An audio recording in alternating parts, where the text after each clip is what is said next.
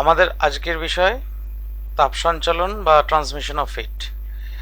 তা এই বিষয়টি আমরা ক্লাস 9-এ সামান্য পড়ে এসেছিলাম, একদম পড়িনি তা নয়, সেটাই একবার রিক্যাপিচুলেশন করে নিচ্ছি কারণ এইটা আমাদের দরকার পড়বে। প্রথমে দেখো, এখানে একটা রেক্ট্যাঙ্গুলার প্যারালেলোপাইপড এইরকম শেপের একটা বার নেওয়া হয়েছে। সেই বারটার এই লেন্থটা হচ্ছে এক্স, আর এর যে ক্রস সেকশনাল এরিয়া সেটাকে আমরা ক্যাপিটাল এ দিয়ে লিখছি। আমরা মনে করছি এই দিক থেকে কিউ অ্যামাউন্ট অফ হিট প্রবেশ করছে, এদিক দিয়ে সেই কিউ অ্যামাউন্ট অফ হিটই বেরিয়ে যাচ্ছে কিছুটা সময় পরে, এবং এই যে সারফেসগুলো অর্থাৎ এই ধারের যে সারফেসগুলো, এই সারফেস থেকে কোনো হিটের রেডিয়েশন হচ্ছে না। হিটের রেডিয়েশন যদি না হয় তাহলে যে হিটটা প্রবেশ করছে সেই হিটটাই বেরোবে, তার মানে গোটাটাই ট্রান্সমিটেড হচ্ছে। আমরা তো ট্রান্সমিশন অফ হিটই পড়ছি, কিন্তু বাস্তবে কিন্তু তোমার বেশ কিছুটা হিট কি হয় না বাইরে বেরিয়ে যায়, অর্থাৎ বাইরে রেডিয়েটেড আউট হয়ে যায়।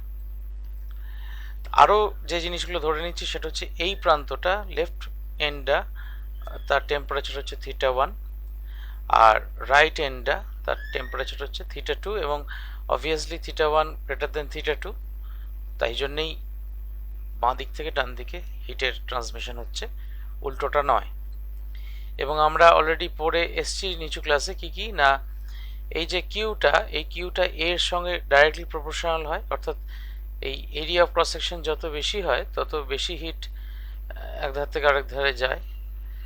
θ1 মাইনাস θ2 যে ডিফারেন্স, মানে θ1 আর θ2 যে ডিফারেন্স, তার সঙ্গে ডাইরেক্টলি প্রপোর্শনাল হয়। যত বেশি উষ্ণতার পার্থক্য হবে, যত বেশি টেম্পারেচার ডিফারেন্স হবে, তত বেশি হিট এক প্রান্ত থেকে আরেক প্রান্তে যাবে। Q is proportional to 1/x, অর্থাৎ এই লেন্থ অফ দ্য বারটা যত বড় হবে তত কম হিট এইখান থেকে এদিকে পৌঁছবে। তুমি বুঝতেই পারছো, এগুলো আমাদের সবগুলি প্রত্যেকেরই নিজের কমন সেন্স খাটালে একটু বুঝতে পারবো।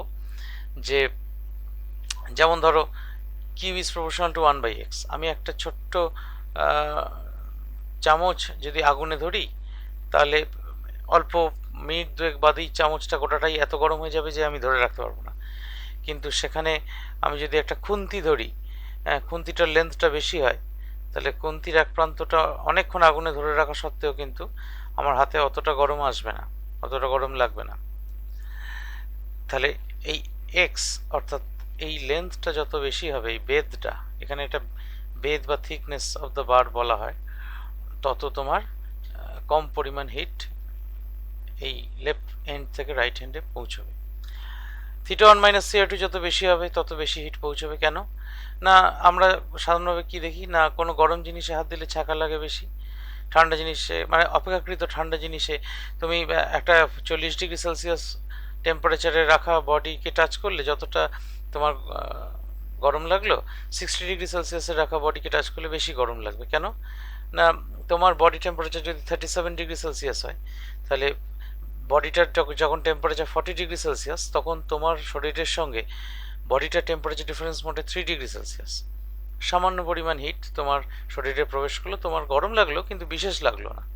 কিন্তু যখন বডিটার টেম্পারেচার 60°, তখন তোমার বডির টেম্পারেচার 37, তাহলে যদি বিয়োগ করো তাহলে সেখানে হয় 23°C, তাহলে সেখানে কিন্তু টেম্পারেচার ডিফারেন্সটা অনেকটা বেশি, ফলে ন্যাচারালি বেশি পরিমাণ হিট ওই বডি থেকে তোমার শরীরে প্রবেশ করছে, so you are feeling more hot, এমনকি ছাঁকাও লেগে যেতে পারে।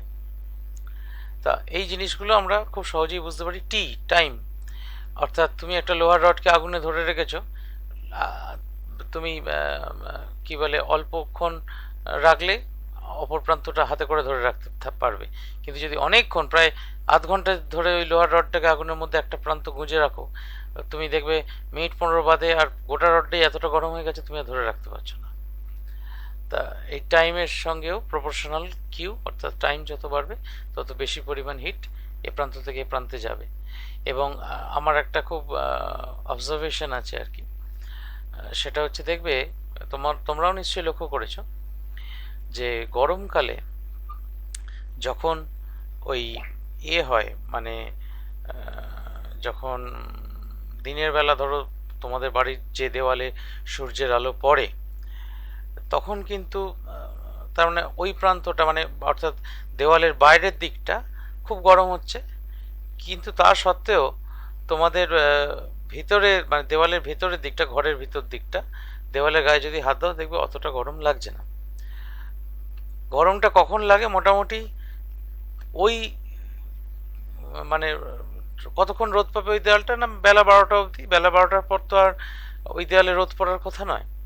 কিন্তু গরম মানে হিট মানে বেশ আমার বেশ দেওয়ালে হাত দিয়ে হাতটা গরম লাগছে, সেটা আমাদের ফিলিংসটা আসে মোটামুটি ওই 2, 2:30, 3টের সময়। তার মানেটা কি? তার মানেটা হচ্ছে ওই সকাল থেকে যে হিট এনার্জিটা দেওয়ালে প্রবেশ করছিল, সেটা ধীরে ধীরে ধীরে ধীরে দেওয়ালের লেয়ারগুলোকে, ইট মাটি দিয়ে তৈরি হয়, পোড়া মাটি, ফলে ওই ইটের লেয়ারটাকে ভেদ করে বা কি বলবো ক্রস করে আসতে অনেক বেশি সময় লাগে হিটের। ধীরে ধীরে ধীরে ধীরে ওই দেওয়ালের থিকনেসটাকে ভেদ করে যখন ভেতরের প্রান্ত অবধি এসে পৌঁছয়, তখন অলরেডি কিন্তু বাইরের প্রান্তে কিন্তু আর নেই, মানে তাপের উৎসটা চলে গেছে, অর্থাৎ সূর্যের আলো আর পড়ছে না।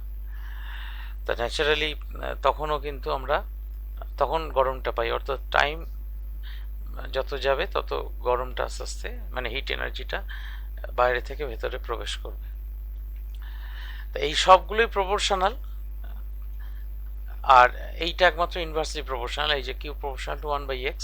তাহলে এই সব কটাকে জুড়ে দিলে এরকম একটা রিলেশন আসে, a θ1 - θ2 × t/x। এইটা অলরেডি জানা, এবং এটাকে এই প্রপোর্শনালিটি সাইনটাকে তোলবার জন্য একটা আমার কোএফিসিয়েন্ট অফ থার্মাল কন্ডাক্টিভিটি বলা হয়, এটা একটা কনস্ট্যান্ট। এই কনস্ট্যান্টটাকে নিয়ে আসা হয়, তবে এটাকে ইকুয়েশন ফর্মে এরকমভাবে লেখা যায়। এই কোএফিসিয়েন্ট অফ থার্মাল কন্ডাক্টিভিটি কার উপর ডিপেন্ড করে? না মেটেরিয়ালের উপর। অর্থাৎ কপারের বেলায় একরকম, লোহার বেলায় আরেক রকম। এই কিউ কে এর ভ্যালু, দেখো কে এর ভ্যালু যত বেশি হবে তত বেশি পরিমাণ হিট কন্ডাক্ট করবে। অর্থাৎ কপারের ক্ষেত্রে এই কে এর ভ্যালু যথেষ্ট বেশি, copper is a good conductor, হোয়ারাজ যদি একটা কাঠের টুকরো নাও, সেখানে কে এর ভ্যালু খুব কম হবে, তাহলে বেশি হিট কিন্তু মানে ট্রান্সমিটেড হবে না। এবং কে এর যে এক্সপ্রেশনটা, সেই এক্সপ্রেশনটা আমি যদি ক্রস মাল্টিপ্লিকেশন করে নিই, তাহলে কি দাঁড়াবে? না qx বাই a × θ1 - θ2 × t। এটাকে ডিফাইন করা হয় এইভাবে যে যদি আমরা একটা ইউনিট ডাইমেনশনের একটা ব্লক কল্পনা করি, ইউনিট ডাইমেনশনের ব্লক মানে এর লেন্থ, ক্রস সেকশনাল এরিয়া সব ইউনিটি 1, তাহলে এক্সটাও 1, এটাও 1, তাহলে এক্সটা যদি মনে মনে 1 করো, এই এক্সটা মনে মনে যদি 1 করো, এই এটা যদি মনে মনে 1 করো, আর θ1 - θ2 যে টেম্পারেচার ডিফারেন্স, সেটাকে ইউনিটি ভাবতে পারি, যে unit temperature difference unit time ধরে যদি হিট ফ্লো করে, তাহলে মেটেরিয়ালের থার্মাল কন্ডাক্টিভিটি বলতে বোঝায় যতটা মোট হিট ফ্লো করলো। অর্থাৎ আমি যদি এটাকে ল্যাঙ্গুয়েজে বলি, ইট is the thermal coefficient of thermal, এটা এক্সপ্যানশন লেখা আছে এখানে, এটা ভুল লেখা আছে, হ্যাঁ এটা এক্সপ্যানশন নয়, কোএফিসিয়েন্ট অফ থার্মাল কন্ডাক্টিভিটি হবে। Coefficient of thermal conductivity is the amount of heat, is the quantity of heat passing through any two opposite ends of a rectangular parallelepiped of unit dimension, বা এইভাবে বলতে পারো rectangular parallelepiped of unit dimension না বলে it is the quantity of heat passing through any two opposite ends of a unit cube।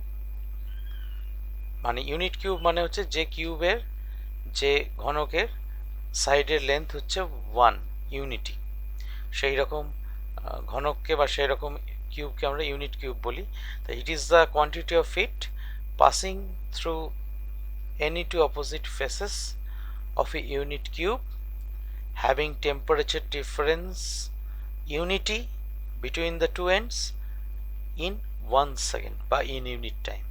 তাহলে আমি temperature ডিফারেন্সটাকে unity করলাম, এটাকে ইউনিট টাইম করলাম, a 1 হয়ে গেছে, এক্সও 1 হয়ে গেছে। তাহলে এই সব কটা প্যারামিটার যদি 1 হয় তখন কে ইকুয়াল টু কিউ, তাহলে তখন যে পরিমাণ হিট ফ্লো করছে সেটাই হচ্ছে thermal conductivity of that material. তো যাই হোক, একটা ব্যাপার দেখো, এই আমি একটা কথা বলছি বারবার, any two opposite faces of a unit cube. Opposite face কথাটা বলতেই হবে, কারণ হিটটা এখান দিয়ে ঢুকছে, ঢুকে এই মাথা দিয়ে বেরিয়ে যাচ্ছে না, কিন্তু মাথা থেকে বেরিয়ে যাচ্ছে না, বা তলার দিকে বেরিয়ে আসছে না, বা সামনে দিয়ে বেরিয়ে আসছে না। কারণ এ প্রান্ত দিয়ে ঢুকলে তার ঠিক অপোজিট এন্ড দিয়ে বেরোতে হবে। এই দিক দিয়ে যদি ঢোকে এই দিক দিয়ে বেরোতে হবে, কিন্তু এই দিক দিয়ে ঢুকলে এই দিক দিয়ে বেরোনোটার কথাটা আমরা ভাববো না, এই কারণে কারণ আমরা তো এই সারফেস আর এই সারফেসের মধ্যে টেম্পারেচার ডিফারেন্সটা মেনটেন করছি না, আমরা এই সারফেস আর এই সারফেসের মধ্যে টেম্পারেচার ডিফারেন্সটা মেনটেন করছি। তাহলে আমাকে হিটটাকে এদিক দিয়ে ঢুকতে হবে, এদিক দিয়ে বেরোতে হবে। তাহলে ওই অপোজিট এন্ড কথাটা বলা দরকার। আর এটারই ক্যালকুলাস ভার্সন, ক্যালকুলাস নোটেশন, এইটাকে এইভাবে লিখতে পারি আর কি। এই টিটাকে এদিকে যদি ভাগ করে দিই, টিটাকে ডিভাইড করে দিই ক্রস মাল্টিপ্লিকেশনের মতো করে, কিউ বাই টি হয়, তো এই কিউ বাই টিটাকে কিউ বাই টি না লিখে ডিকিউ ডিটি, বা এটাকে ডিকিউ বাই ডিটি বলে না, ডিকিউ ডিটি বলে। Small passage of heat with in a small quantity of time, সামান্য পরিমাণ সময়ের অবকাশে যে সামান্য পরিমাণ হিট ফ্লো করছে সেটাই হচ্ছে ডিকিউ বাই ডিটি। মানে অ্যাকচুয়ালি এই ডিকিউ বাই ডিটি হচ্ছে রেট অফ হিট ফ্লো। মানে সহজ কথায় বলতে গেলে ডিটি অ্যামাউন্ট অফ টাইমে ডিকিউ অ্যামাউন্ট অফ হিট যদি ফ্লো করে, তাহলে ইউনিট টাইমে কতটা ফ্লো করবে, ডিকিউ বাই ডিটি। আমরা 10টা পেনের দাম যদি 5 টাকা হয়, একটা পেনের দাম 5 টাকা, 5/10 এটা করি, তো তাহলে তেমনি করেই ডিকিউ অ্যামাউন্ট অফ হিট যদি ডিটি টেম্পারেচার ডিফারেন্সের জন্যে এই ব্লকের এ প্রান্ত থেকে এ প্রান্তে যায়, তাহলে ইউনিট টাইমে কতটা যাবে না ডিকিউ বাই ডিটি অ্যামাউন্টও যাবে, এটাকে বলা হয় রেট অফ হিট ফ্লো। সেটা তাহলে এই পার্টটা, এই θ1 মাইনাস θ2, এই টেম্পারেচার ডিফারেন্সটাকেও ডি থিটা দিয়ে লেখা হয়। D theta indicates a difference, আর এক্সটাও হচ্ছে স্মল উইথ বা স্মল ব্রেথ, এটাকে এই বেধটাকে তখন আর এক্স না লিখে ডিএক্স লিখবো, এই ডি থিটা ডিএক্স এইভাবে লেখা হয়। θ1 মাইনাস θ2 বাই এক্স, এই জিনিসটা কি তখন ডি থিটা ডিএক্স। এই ডি থিটা ডিএক্সকে বলা হয় টেম্পারেচার গ্রেডিয়েন্ট। অর্থাৎ তুমি যদি একটা থার্মোমিটার নাও, থার্মোমিটার নিয়ে এইটা তুমি θ1 θ2 তো মেনটেন করছো, θ1টা তুমি এ প্রান্তে ধরা যাক 100 ডিগ্রি সেলসিয়াসে রেখেছো, এইখানটায় ধরো 0 ডিগ্রি সেলসিয়াসে রেখেছো, কথার কথা বলছি আমাদের বোঝার সুবিধের জন্য। তাহলে এবার আমি একটা থার্মোমিটার নিয়ে এইখানে ঠেকালাম, এখানে ঠেকালাম, এখানে ঠেকালাম, এখানে ঠেকালাম, বিভিন্ন জায়গায় ঠেকাচ্ছি, ঠেকিয়ে কত কত টেম্পারেচার মাপছি। তাহলে এখানে 90 হবে, হয়তো এখানে 80 হবে, এখানে 70 হবে, এখানে 60 হবে, এরকম ভাবে গোটাটা জুড়ে এইভাবে আস্তে আস্তে টেম্পারেচারটা কমতে কমতে কমতে কমতে গিয়ে এখানে 0তে আমি মেনটেন করছি, মানে I am maintaining the external temperature. তাইতে কতটা হিট ফ্লো করছে সেটা আমার দেখার, আমি টেম্পারেচার ডিফারেন্সটা আমার হাতে কন্ট্রোল করাটা, হিট ফ্লোটা আমার হাতে নয়, হিট ফ্লোটা মেটেরিয়ালের প্রপার্টি, কতটা হিট ফ্লো করাবেও।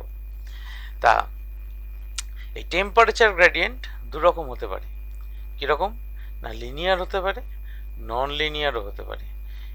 সেইটা বোঝার জন্যে এই দুটো শব্দ আমি ব্যবহার করেছি, স্টেডি স্টেট, ভেরিয়েবল স্টেট।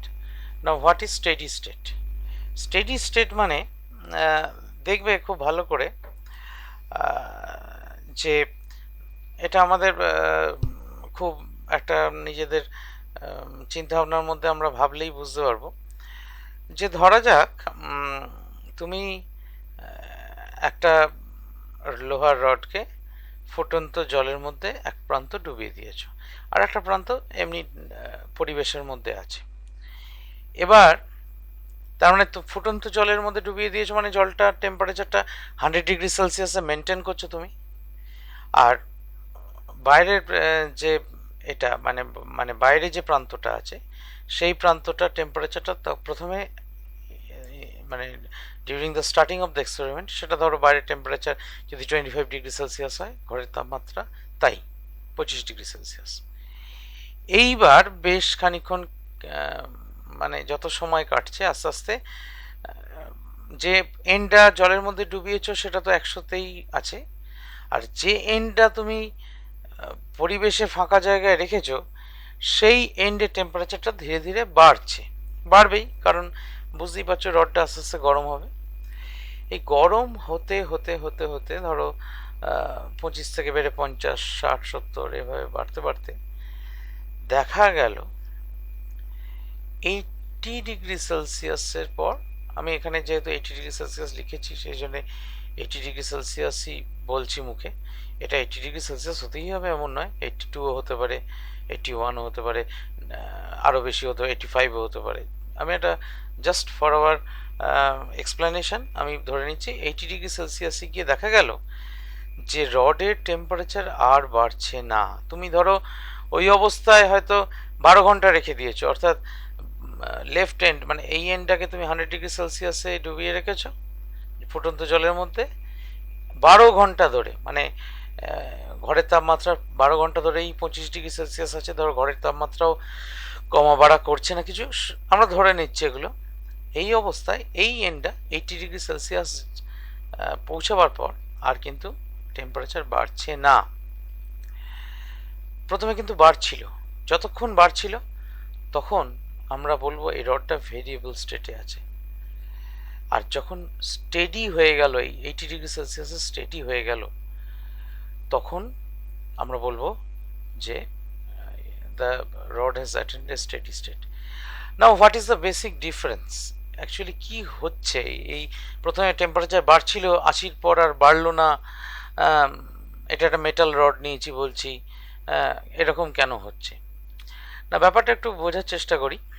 দেখো, প্রথমে যে হিটটা তোমার লেফট হ্যান্ড থেকে প্রবেশ করছিল সেটা দুটো কাজ করছিল। একটা হচ্ছে এই রডের টেম্পারেচার বাড়াচ্ছিল। এই রডটাকে আমি যদি অনেকগুলো কাল্পনিক অনেকগুলো টুকরোতে মনে মনে ভেবে নিই, একটা লেয়ারের পর আরেকটা লেয়ার, একটা লেয়ারের পর আরেকটা লেয়ার, এইভাবে প্রতিটা লেয়ারের টেম্পারেচার বাড়াতে বাড়াতে যাচ্ছিল। আর কি কাজ করছিল?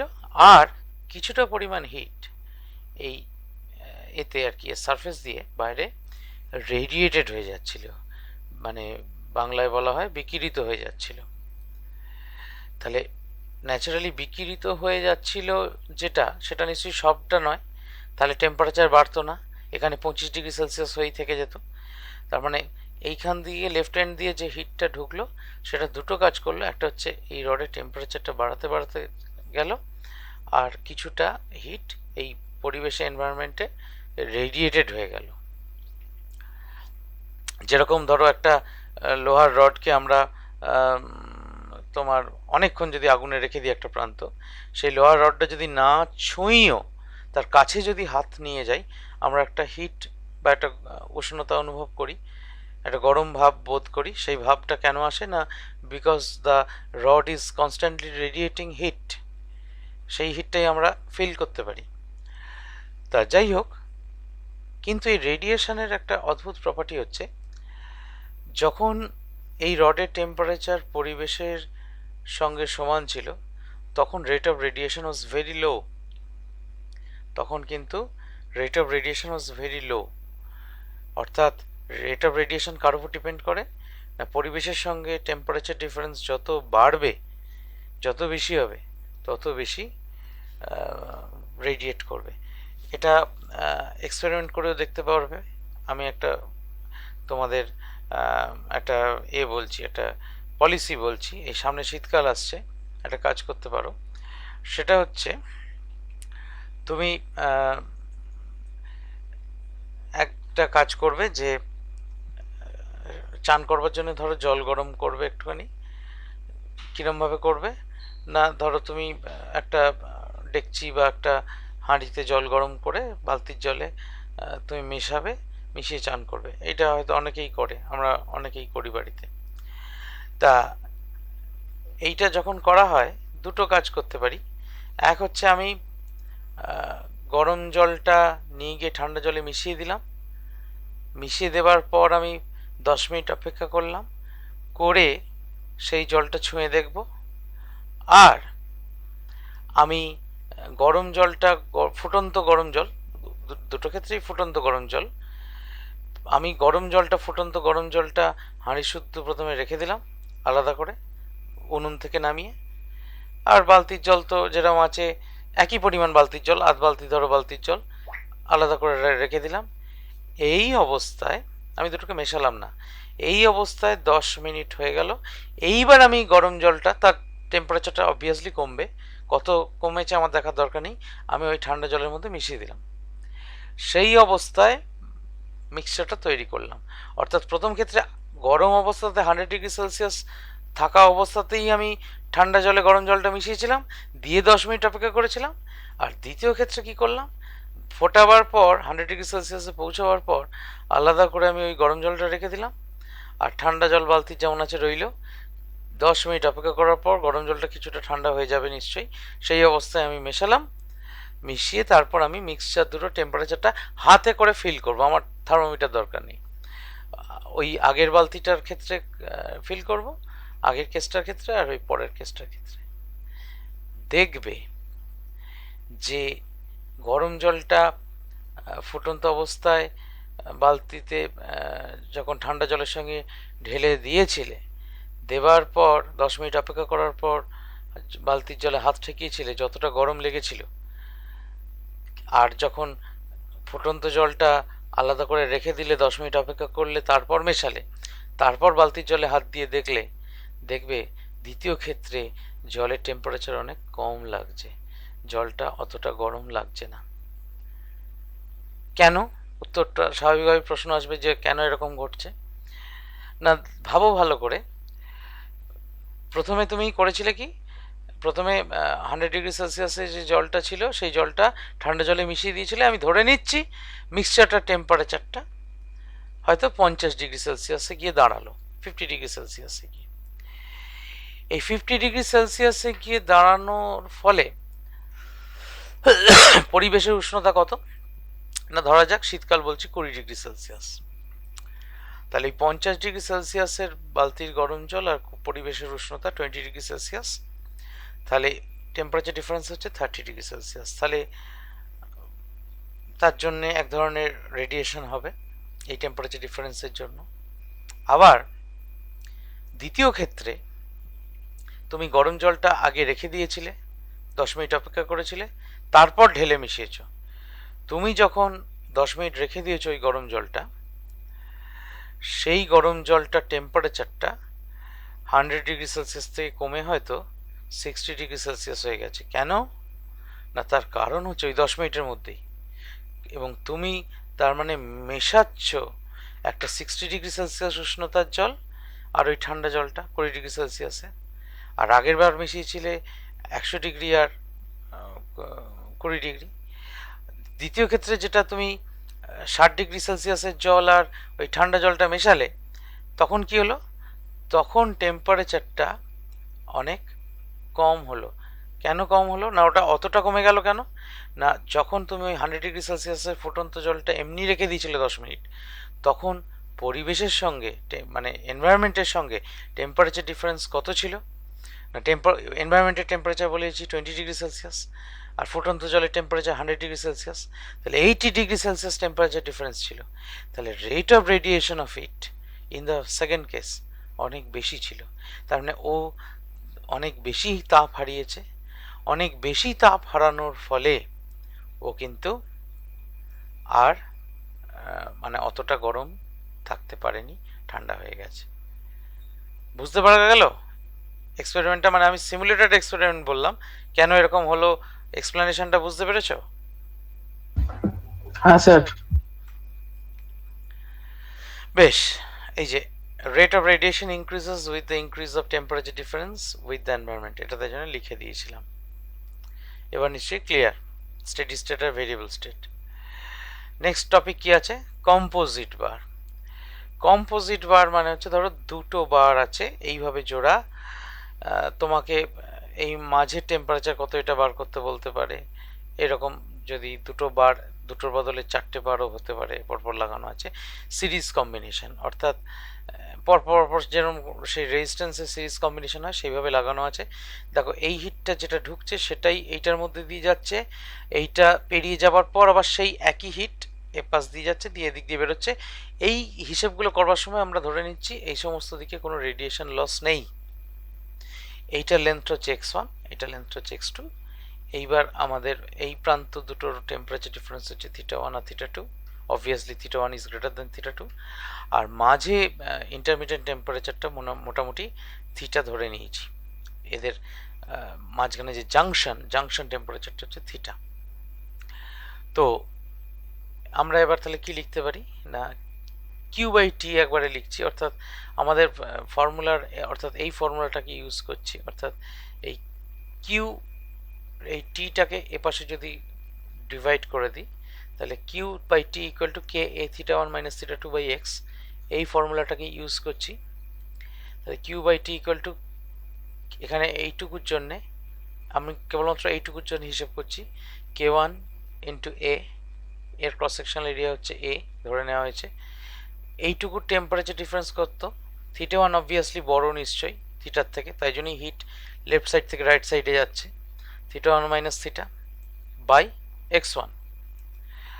সেই হিটটাই আবার তো দ্বিতীয় রডে ঢুকেছে, তাহলে সেইটা equal to Q by T equal to আবার K two A into theta minus theta two, এখানে যেমন থিটা ওয়ান মাইনাস থিটা হয়েছিল because theta one is greater, এখানে থিটা মাইনাস থিটা টু হবে because theta is greater than theta two by x two হলো। এইবার আমরা এখান থেকে কি কি কেটে দিতে পারি, এ কেটে দিতে পারি, এটা এখানে অবশ্য কাটিনি, এখানে কি রেখেছি, এখানে একটা কাজ করেছি, এই যে রিলেশনটা এখানে কে ওয়ান আর এটাকে এক্স ওয়ানের তলায় নামিয়ে নিয়ে এসছি, করা যেতে পারে, অসুবিধা কিছু নেই।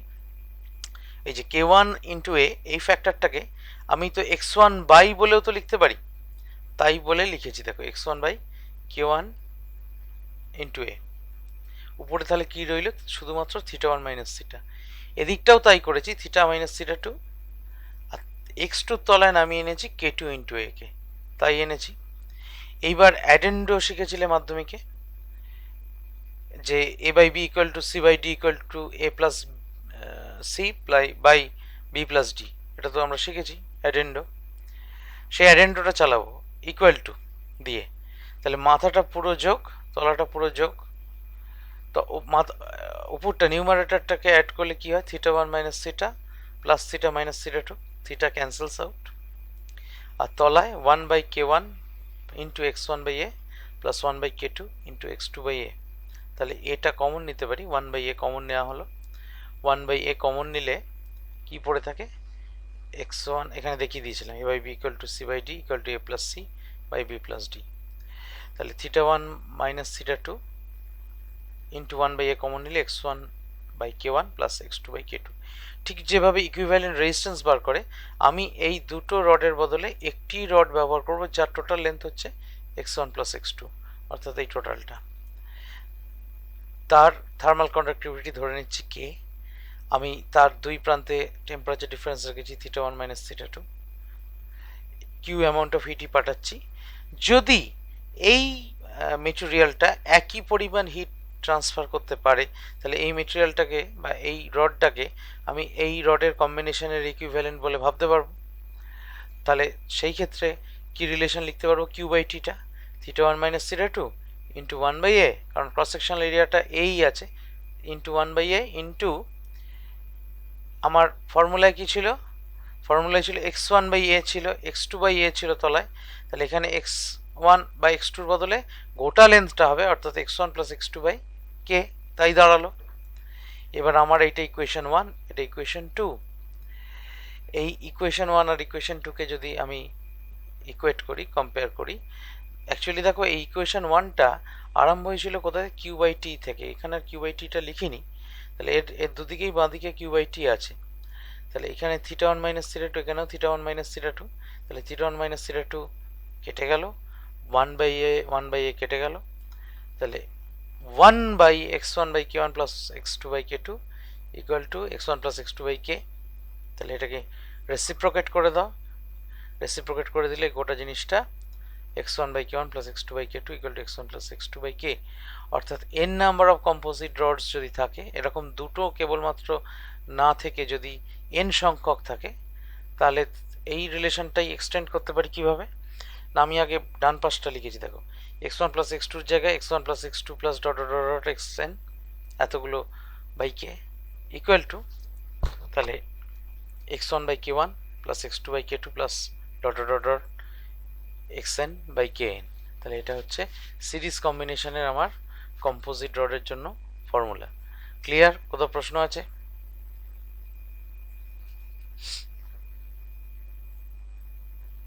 প্রশ্ন আছে কোথাও?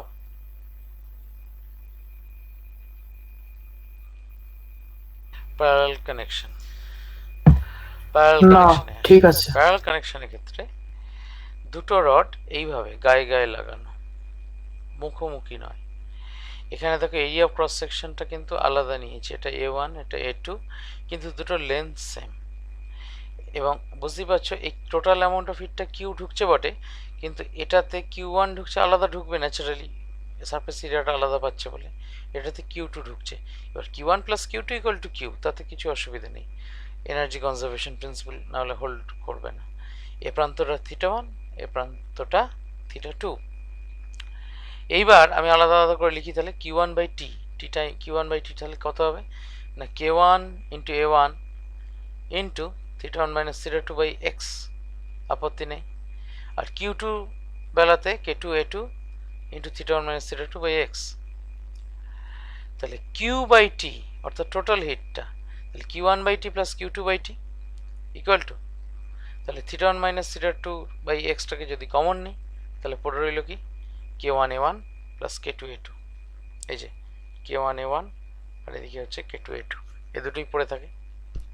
তাহলে এই দুটোর বদলে যদি একটি কম্পোজিট বার বা একটি সিঙ্গল বার যদি একই কাজটা করতে পারে, কিউ অ্যামাউন্ট অফ হিট এপাশ থেকে পাশে যাচ্ছে, যার সারফেস এরিয়া এ, এবং সারফেস এরিয়া এটা অবভিয়াসলি A1 আর A2-র সঙ্গে সমান, মানে A1 আর A2-র যে মিলিত সারফেস এরিয়া সেটার সঙ্গে সমান হতে হবে, এবং এটার লেন্থটা xc আছে।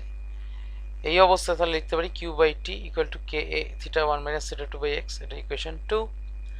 এবার এটাও কিউ বাই টি, এটাও কিউ বাই টি, দুটোকে ইকুয়েট করলে θ1 minus θ2 by x equal to this, equal to K A by x into θ1 minus θ2, θ1 minus θ2 কেটে গেল, এক্স এক্স কেটে গেল, তাহলে পড়ে রইল K1 A1 plus K2 A2 equal to K into A1 plus A2। তাহলে K হচ্ছে কম্পোজিট বারের থার্মাল কন্ডাক্টিভিটি হবে K1 A1 plus K2 A2 by A1 plus A2। তাহলে n composite roads in parallel, যদি n খানা composite roads প্যারালালে থাকে তার equivalent thermal conductivity দাঁড়াবে উপরে এরকম n টার্ম অবধি যোগ, তলাতেও হচ্ছে n টার্ম অবধি যোগ। ক্লিয়ার?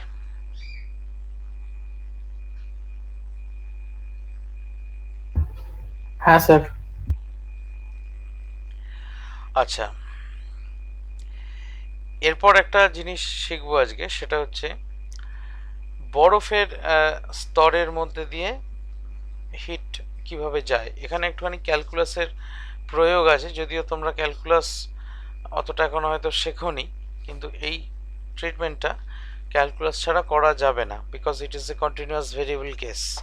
কন্টিনিউয়াস ভেরিয়েবলের ক্ষেত্রে কিন্তু there is no option other than calculus. কি ঘটনাটা ঘটছে একটু বলি। তোমরা সেই ছোটবেলাতে বইতে পড়েছো যে শীতকালে শীত প্রধান দেশের খাল বিল নদী নালা এদের পুকুর এদের উপরের জলটা বরফ হয়ে যায়, কিন্তু তার তলার জলটা বরফ হয় না, সেটা জল হিসেবেই থাকে, এবং সেখানে মাছ বেঁচে থাকতে পারে। দেখবে এখানে সেই যেখানে অ্যানোমালাস এক্সপেনশন অফ ওয়াটার পড়েছিলে, যে density of water is maximum at 4 degree Celsius, সেখানে একদম তলার টেম্পারেচারের জলের তলার একদম লেয়ারের টেম্পারেচার 4 ডিগ্রি সেলসিয়াসে থেকে যায়, এবং সেখানে মাছ টাছগুলো কষ্ট করে বেঁচে থাকে। তা আমরা এখানে একটা conduction of heat through a slab of varying thickness, মানে এই যে স্ল্যাবটা এই যে আইস ফর্ম করেছে এর থিকনেসটা আস্তে আস্তে চেঞ্জ হবে। বুঝতেই পারছো শীতকালের শুরুতে বরফের স্তরটা যতটা পুরু, যতটা চওড়া বা যতটা মোটা, শীতকাল গোটা শীতকাল জুড়ে বরফ জমতে জমতে জমতে জমতে আস্তে আস্তে স্তরটা একটু মোটা হবে। তা আমি হিসেব করার জন্যে আমি কিছু কিছু জিনিস আগে ধরে নেব। প্রথমে হচ্ছে এই আইসটার বাইরে অর্থাৎ টেম্পারেচার অফ দ্য এনভায়রনমেন্ট, মানে বাইরের টেম্পারেচার এনভায়রনমেন্ট, সেটা ফ্রিজিং পয়েন্টের চেয়ে নিচে আছে, মানে সেটা হয়তো -1 কি -2 কি -3, তবেই তো বরফ জমবে, না হলে তো জমবে না। তাহলে এটা -3°C ধরা হয়েছে, নেগেটিভে টেম্পারেচার বলে -3°C ধরা হয়েছে। ঠিক যে জলের লেয়ারটা এই আইসের কন্ট্যাক্টে আছে তার টেম্পারেচার 0°C, এতে কিছু আপত্তি নেই। আমরা এখানে কি লিখেছি, later time dt, dq amount of heat is transmitted from water through ice into the outside environment। আমরা ধরে নিচ্ছি ডিটি পরিমাণ সময়, মানে খুব ক্ষুদ্র সময়, dq amount of heat, এই যে ওয়াটার, এই তলার ওয়াটার থেকে dq amount of heat এই আইস ভেদ করে এনভায়রনমেন্টে রিলিজড হচ্ছে, তবেই তো এই ওয়াটারটা জমবে এবং আইসের লেয়ারটা বাড়বে। তার মানে এইখানের ওয়াটারকে হিট লুজ করতে হবে, তাপ হারাতে হবে, তাহলে সেই তাপটা নিশ্চয়ই বরফের স্তরকে ভেদ করে যেতে হবে, সেই হিটটাই হচ্ছে ডিকিউ, এবং সেটা যেতে আমি মনে করছি ডিটি পরিমাণ সময় লাগছে। এই অবস্থায় আমার ওই থার্মাল কন্ডাক্টিভিটির যে ফর্মুলা, সেটা Q equal to K θ2 - θ1 into T by x ছিল, আমরা এখানে কিউ এর বদলে ডিকিউ লিখছি।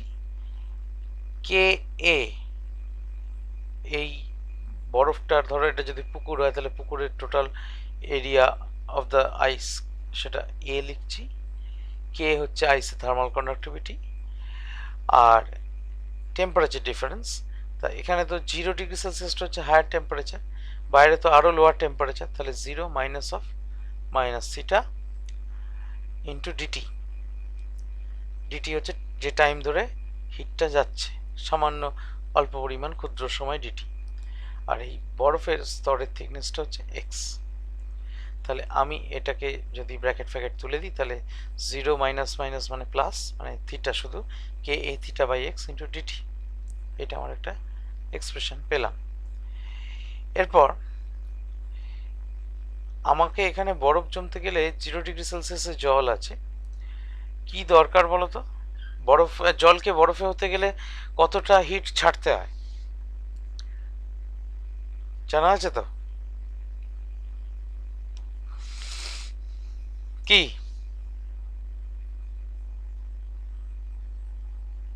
কতটা হিট ছাড়তে হয়? লেটেন্ট হিট ভুলে গেছো? লেটেন্ট হিটের সম্বন্ধে কি জানা আছে?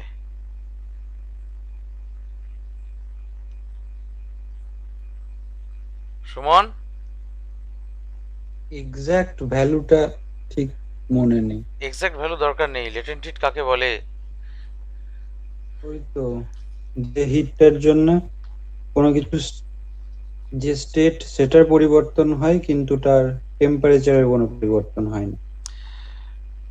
এবং ইউনিট মাস অফ দ্য সাবস্টেন্সে যে পরিমাণ হিট দিতে হয় বা নিতে হয় টেম্পারেচার চেঞ্জ, এই স্টেট চেঞ্জ করানোর জন্য, সেটাই হচ্ছে লেটেন্ট হিট। ইউনিট মাসটা কিন্তু গুরুত্বপূর্ণ। ন্যাচারালি তুমি একটা বিরাট বরফের চাইকে গলাতে যতটা হিট লাগবে, একটা ছোট্ট বরফের কিউবকে গলাতে ততটা হিট তো লাগবে না। তাহলে heat required to be supplied or extracted per unit mass of substance to change its state is known as the latent heat of that substance for that particular change of state। তার মানে বরফ গলানোর জন্য জলের বেলায়, মানে বরফের বেলায় 80 calorie per গ্রাম এই রেটে হিট দিতে হয়, আর তোমার জলকে ভেপারে কনভার্ট করার জন্য মোটামুটি 537 ক্যালোরি পার গ্রাম এই রেটে হিট দিতে হয়। আমরা এখানে উল্টো কাজটা করছি, হিট এক্সট্রাক্ট করছি, তাহলে সেখানেও সেই 80 ক্যালোরি পার গ্রাম এই হিসেবে আমাকে হিট এক্সট্রাক্ট করতে হবে। তার মানে যত ক্যালোরি, যদি আমি 160 ক্যালোরি হিট এক্সট্রাক্ট করি তাহলে এখানে 2 গ্রাম জল বরফ হবে, ঠিক তো? এখানে যদি আমি 800 ক্যালোরি হিট এক্সট্রাক্ট করতে পারি, মানে 800 ক্যালোরি হিট যদি এই বরফ খণ্ডকে ভেদ করে যদি পৌঁছতে পারে বাইরে, তাহলে 10 গ্রাম জল বরফ হবে। আমার লজিকটা বুঝতে পেরেছ? না বুঝতে পারলে বলো। হ্যাঁ স্যার। হ্যাঁ, বুঝতে পারছি। স্বাগতা, মুখ খুলছো না আজকে একদম।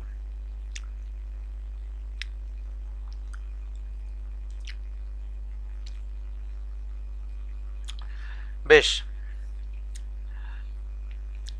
আমরা ধরে নিচ্ছি dm mass of water be converted to ice in time dt। ওই যে dt পরিমাণ টাইমে যে হিটটা গেল সেটা dq, তো সেই dq হিট চলে যাওয়ার জন্য আমরা ধরে নিচ্ছি dm পরিমাণ ওয়াটার আইস হলো dt টাইমে। তাহলে dm মাস অফ ওয়াটারকে যদি আইসে পরিবর্তিত করতে হয় তাহলে কতটা হিট এক্সট্রাক্ট করতে হবে না, এল ইন্টু ডিএম। এলটা হচ্ছে লেটেন্ট হিট, ওই যে 80 ক্যালোরি পার গ্রাম বললাম। তাহলে তোমার যদি 10 গ্রাম জলকে বরফে পরিণত করতে হয় কতটা হিট এক্সট্রাক্ট করতে হবে না, 80 ইন্টু 10 মানে 800। তেমনি 80টা হচ্ছে এইটা, অর্থাৎ লেটেন্ট হিটের ভ্যালুটা হচ্ছে এল, আর ডিএম হচ্ছে মাস অফ দ্য ওয়াটার যেটা আইসে কনভার্ট করলো। তাহলে আমার কতটা পরিমাণ হিট এক্সট্রাক্ট করতে হলো, তার মানে এল ইন্টু ডিএম, সেটাই তার মানে ডিকিউর সঙ্গে সমান হবে। যে হিটটা এক্সট্রাক্ট করতে পেরেছি, যে হিটটা এই সারফেস মানে এই বরফের সারফেস ভেদ করে বেরিয়েছে, সেইটাই তো আমার তার মানে ডিকিউ, এবং সেটাই নিশ্চয়ই এল ইন্টু ডিএম এর সঙ্গে সমান হবে। সেইটাই এল ইন্টু ডিএম এর সঙ্গে সমান হবে বলেই তোমার এই ডিকিউটা আমরা এল ইন্টু ডিএম বলবো। তাহলে আমরা এখানে ডিকিউ এর যে এক্সপ্রেশনটা পেয়েছি K A theta by x into dt, সেইটা এলডিএম এর সঙ্গে ইকুয়েট করলাম। ইকুয়েট যদি করি তাহলে এবার এখানে কি বসাতে পারি না, দেখো হোয়াট ইজ ডিএম, এই ডিএমটা কি না, ডিএমটা হচ্ছে এইখানে এই এই ভালো করে যদি ভাবি আমরা, এই ডিএম পরিমাণ জল যদি বরফে পরিণত হয়, এইখানে একটা পাতলা বরফের স্তর তৈরি হয় যার থিকনেস হচ্ছে ধরা যাক ডিএক্স। তাহলে এই গোটা সারফেসটার এরিয়া কত, এ ধরেছিলাম। তাহলে এই যে নতুন বরফটা তৈরি হলো তার ভলিউম কত, এ ইন্টু ডিএক্স। এ হচ্ছে গোটা পুকুরের সারফেস এরিয়া, এইবার ডিএক্স হচ্ছে নতুন এই যে নতুন যে ডিকিউ হিটটা বেরিয়ে গেল তার ফলে যে বরফটা তৈরি হলো সেই বরফটার থিকনেস হচ্ছে ডিএক্স। তাহলে সেই ডিএক্স ইন্টু এ হচ্ছে টোটাল ভলিউম অফ দ্য আইস যেটা তৈরি হলো জলের তলায়। তাহলে এই ডিএম ইকুয়াল টু, তাহলে লিখতে পারি A into dx into rho, where rho is the density of ice, বরফের ঘনত্ব। তাহলে সহজ কথায় ভলিউম ইন্টু ডেন্সিটি করলেই তো মাস পাওয়া যায়। তাহলে আমরা এখানে ডিএম এর বদলে এই এত কিছু লিখলাম। এবার লিখবার পরে তাহলে এদিকেও এ আছে এদিকেও এ আছে, তাহলে এ ক্যান্সেলস আউট। তাহলে আমার এক্সপ্রেশনে কি রইলো, তাহলে এই এক্সটাকে কোনাকুনি গুণ করে দিলাম, এই এক্সটাকে কোনাকুনি গুণ করে দিলে x dx equal to K theta by x into dt, K theta by, ও যে এক্সটা তো পাঠিয়ে দিয়েছি, তাহলে কে থিটা বাই এখানে এল আছে একটা রো আছে, এল আর রোটাকে ডান দিকে নামিয়ে এনেছি, এই যে এল আর রো এই ডান দিকে নামিয়ে এনেছি, K theta by L rho into dt. এবার